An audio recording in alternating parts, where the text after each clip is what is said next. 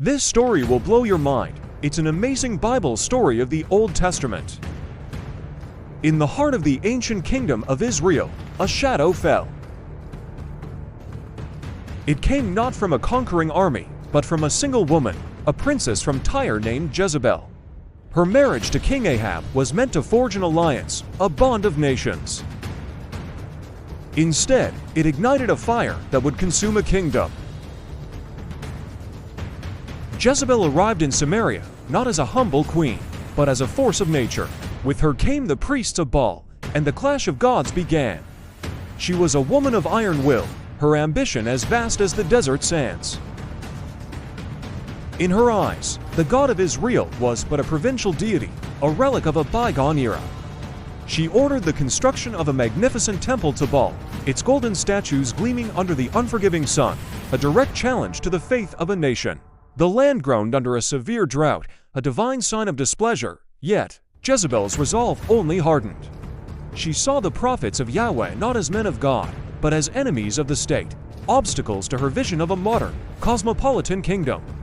A ruthless purge began. The prophets were hunted, their sanctuaries desecrated. A dark age of persecution descended upon Israel. But from the wilderness, a voice of thunder emerged. Elijah, a man clad in animal skins, his eyes burning with righteous fury.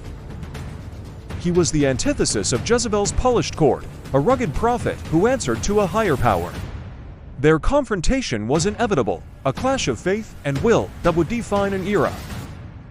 The contest on Mount Carmel was the flashpoint. Elijah, alone against 450 prophets of Baal, he challenged them to call down fire from their God. All day they cried out, gashing themselves in a desperate frenzy, but the heavens remained silent. The air was thick with tension, the silence broken only by their frantic chants and the mocking words of Elijah. Then, it was Elijah's turn. He repaired the broken altar of the Lord, drenched it with precious water, and prayed. His prayer was not a desperate cry, but a quiet, confident plea. And then, fire fell from heaven. It consumed the offering, the wood, the stones, and even the water in the trench. The people fell on their faces, crying out, "The Lord, He is God! The Lord, He is God!" It was a stunning victory, a moment of divine vindication, but Jezebel was not so easily defeated.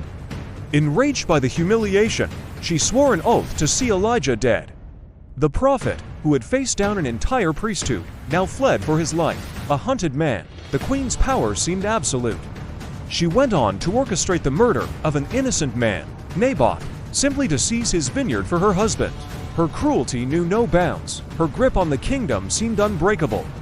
Years passed. Ahab fell in battle, but Jezebel remained, the dowager queen, her influence still casting a long, dark shadow over the palace.